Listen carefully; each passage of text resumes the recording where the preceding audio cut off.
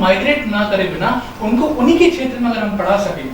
Satellite based education system आप बहुत familiar है, जिस तरीके से आपका ये प्रोग्राम लाइव टेलीकास्ट आप कर सकते हैं और दिखाते हैं हर जगह पर। हम आज बैठकर यहाँ पर बात कर रहे हैं, पर शहरों शहर गाँव ये एक सम टेलीकास्ट होगा, तो इसमें कॉस्टिंग कितना कम हो जाता है। एक टीचर, अच्छा टीचर, हार्वर्ड का भी टीचर बुला के आप दिल्ली में बैठा के उससे गाँव में पढ़ाई करा सकते हैं, नहीं करा सकते हैं, करा सकते हैं। यहाँ पर फ्रीक्वेंसी मीट करने की बात है। हाँ, अब बात ये आती है कि हार्वर्ड के टीचर की फ्रीक्वेंसी एक गांव वाला बच्चा कैसे समझेगा। बिल्कुल, बहुत सही कही आपने बात। कहीं ना कहीं वही बात आती है संचार पर, क्योंकि एक बेहतर संचार की हमेशा कमी बनी रहती है। मैं फिर वर्मा जी के पास में सवाल को लेकर आती हूँ।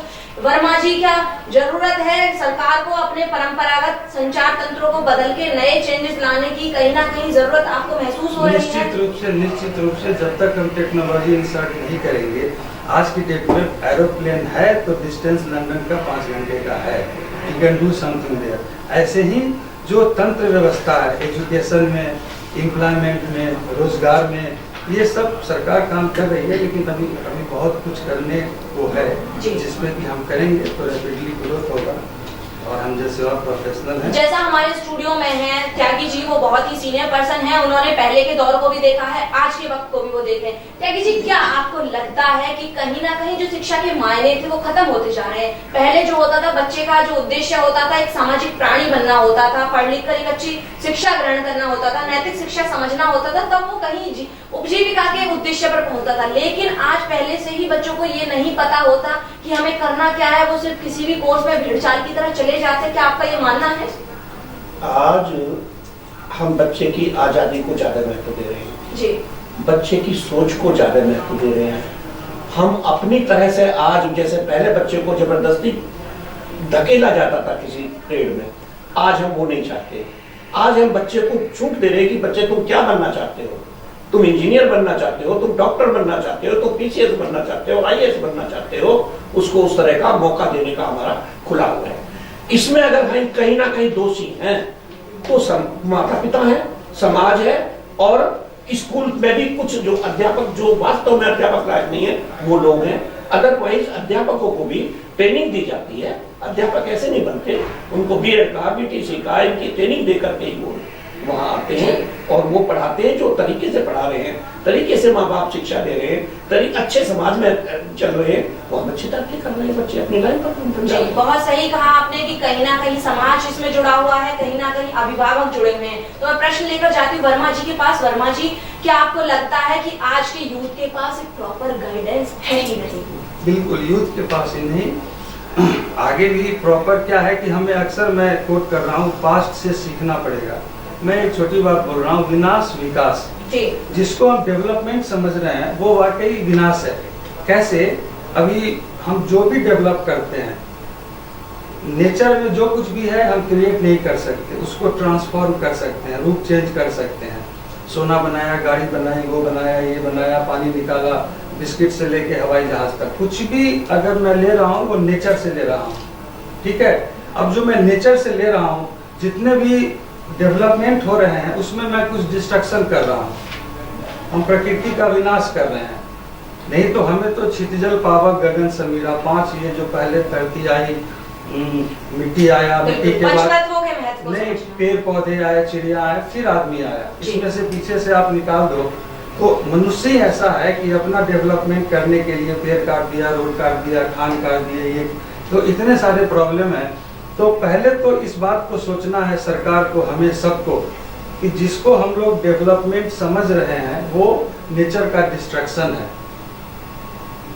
तो इसमें वो सारे प्रोसेस लें जो नेचर को सपोर्ट करे, वो सही मायने में हमारा विकास भी होगा, स्किल भी डेवलप होगा, काम भी आएंगे, जितने लोग हैं खुशहाल रहेंगे। जी, जैसा आपने कहा सरकार को, लेकिन सरकार तो योजनाएं बना रही है, योजनाओं के नाम पर सरकारी स्कूलों में मिड डे मील दिया जाता है और उस मिड डे मील में वही कंकड़ और पत्थर हमें मिलते हैं। जैसे सरकार को भी ट्रांसफॉर्मेशन की जरूरत है काफी हद तक। बिल्कुल, जैसा अभी हाल ही के आंकड़े हम देखें तो मनमोहन सिंह एक बहुत बड़े अर्थशास्त्री हैं और भारत का जो यूथ है 10.8 मिलियन बेरोजगार है, तो इसको आप सक्सेना जी क्या कहेंगे? देखिए, आपने बात क्योंकि मनमोहन सिंह जी से स्टार्ट करी, देखिए, हम अगर मनमोहन सिंह जी की इंडिविजुअली बात करें तो वो बहुत ही नॉलेजेबल पर्सन है, बल्कि उनकी नॉलेज पे हम अगर डाउट करें तो मैंने वो प्रश्न इसीलिए उठाया कि कितना बड़ा अर्थशास्त्री देश का प्रधानमंत्री और फिर भी अर्थव्यवस्था चरमराई हुई है। लेकिन वो डाउट करना ठीक नहीं है मेरे हिसाब से। जी, हमको समझना चाहिए कि ऐसा क्यों है। फर्स्ट ऑफ ऑल कि जब 92 में ग्लोबलाइजेशन इंडिया में आया और उसके बाद जब आईटी का आना शुरू हुआ, जब आईटी बेस, बीपीओ बेस ये एम्प्लॉयमेंट के सोर्सेस खुले, तो हमारे यहाँ भेड़ चाल बहुत जल्दी चालू होती है। जो हम ट्रेडिशनली इंडस्ट्रियली काम करते थे, एग्रीकल्चर बेस्ड काम करते थे, वो छोड़कर अब सभी बीपीओ की तरफ लोगों ने अपना रुझान करना शुरू कर दिया। अब ये सारा बिजनेस आउटसोर्स्ड है। इसका मतलब ये है कि जब वहां बिजनेस होगा, जब वहां पर परिस्थितियां ठीक होंगी, हाँ, यूरोपियन कंट्रीज में, यूएस में, तो यहाँ पर परिस्थितियां ठीक होंगी। लेकिन जब वहां पर ही परिस्थितियां इकोनॉमी की डामाडोल हो जाएंगी तो यहाँ पर भी जॉब की स्थिति खराब होगी। अब इसमें मनमोहन सिंह जी कुछ नहीं कर सकते। हाँ, करना था तो पहले की सरकार को भी करना था, जो कि इंक्लूड करती यूपी 1, यूपी 2 को भी करना था। वो ये करना था कि जो हमारे यहाँ संसाधन है, जो हमारे यहाँ जॉब की अपॉर्चुनिटीज हैं, उनको एक्सप्लोर करना, उनके लिए बच्चे तैयार करना, कॉलेज लेवल पे, स्कूल लेवल पे, उनको ये समझाना कि कोई काम छोटा या बड़ा नहीं होता, काम करने का जो विजन होता है वो एक छोटा या बड़ा होता है। अगर आप एक पान की दुकान खोलते हो तो एक वो पान की दुकान है, और अगर आप ऐसा मैनेजमेंट चलाते हो जिससे आप 10 पान की दुकान मैनेज कर सकते हो तो एक बड़ा विजन के साथ आप उस काम को कर रहे हैं।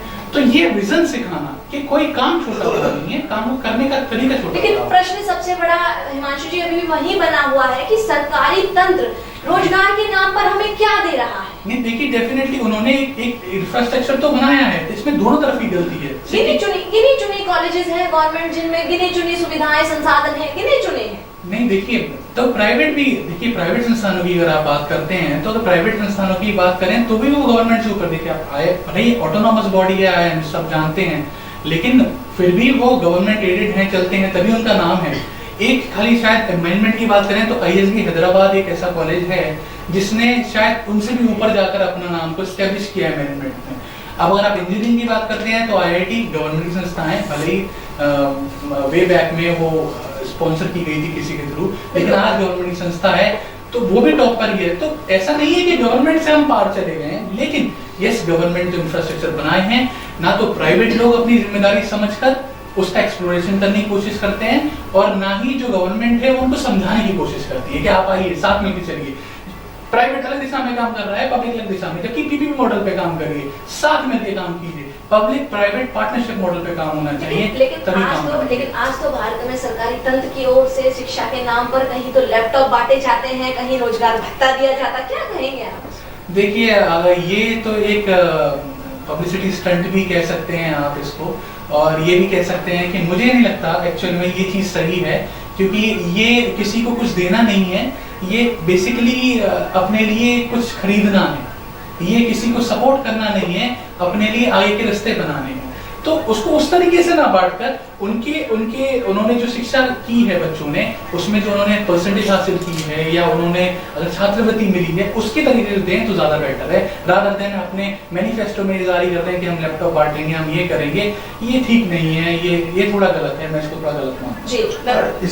इसी पे मैं थोड़ा एक बात मेरे ख्याल में आया कि देखिए, पैसे से किताब कॉपी पेंसिल आप खरीद सकते हैं, ज्ञान नहीं खरीद सकते। हाँ, ये भी समझना पड़ेगा। पैसे से आप बिस्तर खरीद सकते हैं, नींद नहीं खरीद सकते। पैसे से खाना खरीद सकते हैं, भूख नहीं खरीद सकते। भूख जगाने की बात है, हाँ, ज्ञान बढ़ाने की बात है।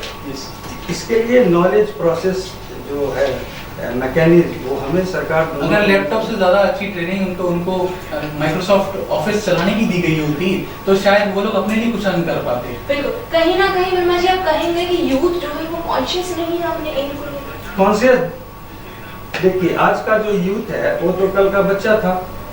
तो हम पेरेंट्स जो हैं जैसे ग्रूम कर रहे हैं, फिर जो दे रहे हैं, बच्चा तो वही रिफ्लेक्ट करेगा। मैं कहूँगा एंशियस। आप बार बार बोल रहे हैं यूथ ये नहीं है, यूथ को तो हमने ही बनाया है। अब हमने जो चीज दिखाया है वो डिमांडिंग, हमसे मांग रहे हैं। तो सॉल्यूशन ये है कि जो ये प्रोसेस है इंफॉर्मेशन का, ट्रांसफॉर्मेशन का, ये सीरियसली गवर्नमेंट को, पब्लिक को भी, क्योंकि ये काम सरकार कर सकती है। जो मैं बात बताना चाहता हूँ, सरकार के पास तंत्र है, मैकेनिज्म है, हम लोग तो पब्लिक हैं और जी। करना चाहते हैं, बिल्कुल, और आपके पास आए हैं, आप कराओ, हम करके देते हैं। बिल्कुल बिल्कुल। कहीं ना कहीं हमारे साथ में बहुत सीनियर पर्सन हैं जो काफी नॉलेज रखते हैं इस विषय पर। त्यागी जी, मैं जानना चाहूंगी आपको कि क्या आपको भी लगता है कि जो आधुनिक शिक्षा प्रणाली है इससे इस प्रणाली से बेहतर कहीं पहले वाली शिक्षा प्रणाली हुआ करती थी? आपका क्या मानना है इस विचार? मैं देखिए साफ कह रहा हूँ कि परिवर्तन तो मस्ट है जी, इनकलाब होना है। पहले वाली शिक्षा क्या थी, आज की क्या है, समय के अनुसार हमें चलना पड़ता जी। है। उस समय वही शिक्षा अच्छी थी, आज जो शिक्षा चल रही है वो अच्छी है। आज अगर हम कंप्यूटराइज ये सब इन सब चीजों को में नॉलेज नहीं रखेंगे तो हम आगे नहीं निकल सकते हैं। अभी वही उसी तरह से सिर मुंडा करके उसी तरह से पढ़ेंगे और वही तक सीमित रहेंगे तो बच्चे का ज्ञान उसी दायरे के अंदर रहेगा। हमें तो बच्चे को ऑलराउंड बनाना है और बच्चे का दायरा बढ़ाना आज के उसमें जो बढ़ रहा है। और केवल अगर दोष है तो कहीं हमारी सामाजिक व्यवस्था का दोष है जो बच्चे को नुकसान पहुंचाती है, जो आज के विद्यार्थियों को नुकसान पहुंचाती है। वरना पूरी तरह से जिस दिन हमारे देश में शिक्षा कामयाब हो जाएगी उस दिन राजनीति भी अच्छी हो जाएगी, उस दिन इस देश की सरकारें भी अच्छी हो जाएंगी और उस दिन देश हमारा और भी आगे चलेगा। इसलिए अभी आवश्यकता है शिक्षा का प्रचार प्रसार की। इस देश में पूरी तरह से अभी नहीं हो पाया है। जिस दिन पूरे देश में पूरी शिक्षा हो जाएगी, हर बच्चा हर आदमी एजुकेटेड हो जाएगा, शिक्षित हो जाएगा, तब देखना ये देश और भी कितना अच्छा होता है। मेरा ऐसे सोच। बिल्कुल, शिक्षा का सही मायने, शिक्षा शब्द क्या है, शिक्षा में क्या होना चाहिए जी, ये रोड मैप भी फिक्स होना चाहिए। हाँ। कहीं ना कहीं जरूरत है एक रोड मैप की, रोड मैप की जिसमें कि ट्रांसफॉर्मेशन का रोल हो, अहम बात हो, मार्किंग हो, उस पे काम हो। जी। अभी जो भी काम होता है ओनली इंफॉर्मेशन पे, वो जोड़ दिया, जावा जोड़ दिया, XYZ डेली जोड़ रहे हैं, दे आर एडिंग। उससे नहीं है मेरे ख्याल से ट्रांसफॉर्मेशन बेस्ड इंफॉर्मेशन। बिल्कुल, मैं प्रश्न लेकर जाती हूँ हिमांशु जी के पास में। हिमांशु जी, अगर हम हाल ही के आंकड़े देखें तो 33% भारतीय बेटियां माइक्रोसॉफ्ट में काम कर रहे हैं। पढ़ते तो वो यहाँ है लेकिन रोजगार करते हैं विदेशों में जाकर। क्या प्रश्न है इसके पीछे? देखिए, इसमें कुछ गलती हम युवाओं की है और कुछ गलती सरकार की भी है। जब आपने इसकी बात करी, मैं तो एम्स की बात करता हूँ जहाँ पर बहुत सारा पैसा सरकार का खर्च होता है एक डॉक्टर को बनाने में, और उसके बाद भी वो लोग बाहर जाकर ज्वाइन कर लेते हैं। तो ऐसे पॉलिसीज हमें लानी पड़ेगी, ऐसे लॉज हमें बनाने पड़ेंगे कि फॉर अ टाइम पीरियड कम से कम एक इंसान यहाँ से पढ़ाई करता है तो हमारी कंट्री को सर्व करे, फर्स्ट ऑफ ऑल। और दूसरा, जब हम बच्चे की तरफ से बात करते हैं, कैंडिडेट की तरफ से बात करते हैं, तो देखिए हर आदमी को तरक्की करने का अधिकार है और ये एक स्वतंत्र देश है तो वो तरक्की कर सकता है। अगर उसको यहाँ अपने रिसोर्सेज में अगर उसको अपना डेवलपमेंट नहीं दिखाई देता है और उसको बाहर वो डेवलपमेंट दिखाई देता है तो और हम हर एक के अंदर इतनी ज्यादा पेट्रियोटिज्म की भावना भी नहीं भर सकते हैं कि वो अपने डेवलपमेंट को छोड़ के देश के डेवलपमेंट के बारे में सोचने लगे उस एज पर। तो ये हमें या तो अपने एजुकेशन सिस्टम में बदलाव लाकर, पेट्रियोटिज्म देकर, ट्रेनिंग देकर ऐसा मोटिवेशन अंदर से जगाना होगा यूथ के अंदर कि कम पैसे पर भी वो यही काम करने के इच्छुक बने। जैसे कि इसरो के साइंटिस्टों ने कर दिखाया अभी रिसेंटली, मंगलयान को छोड़कर इतने कम पैसे में इतनी बड़ी टेक्नोलॉजी बनाकर, और वो हमने अचीव किया जो कि शायद नासा उससे कई गुना ज्यादा पैसे खर्च कर भी अचीव नहीं कर। जी, तो इसी में मैं ये भी कहना चाहूंगा जी कि हमारी जो कह रहे हैं कि यहाँ तैयार होते हैं बच्चे सभी दूसरी जगह करते हैं, दूसरे देशों में जाके करते हैं। क्या कारण है? इसका कारण एक ये भी है कि पैसे की ज्यादा भागदौड़, ज्यादा पैसा कमाने के लिए लोग भाग रहे हैं। बिल्कुल, कहीं ना कहीं इच्छाएं असीमित होती जा रही हैं। हमें सोच बदलनी पड़ेगी जी, हमें अच्छी सोच पैदा करनी पड़ेगी समाज में जी, और अच्छी सोच का असर होगा कि हमारे लोग हमारे देश में रहेंगे और अच्छे काम में इस देश की तरक्की में। बहुत सही कहा आपने कि जरूरत है एक परिवर्तन की। वक्त हो चला है अब आपसे अलविदा लेने का। मैं अपने दर्शकों से यही पूछना चाहूंगी कि आज लोकतंत्र पर सवालिया निशान लग रहे हैं और वो निशान जायज हैं। आप अपनी राय हमारे स्टूडियो के नंबर जो आपको स्क्रीन लाइन पर चल रहे हैं, आप SMS के जरिए अपनी राय दे सकते हैं। नंबर्स हैं 9350990139, 8860218760। कल फिर हाजिर होंगे एक नए मुद्दे के साथ, एक नई चर्चा के साथ। आम जनता की जरूरतों से सरोकार रखता हमारा ये खास कार्यक्रम विविधा। देखते रहिए रफ्तार टाइम न्यूज।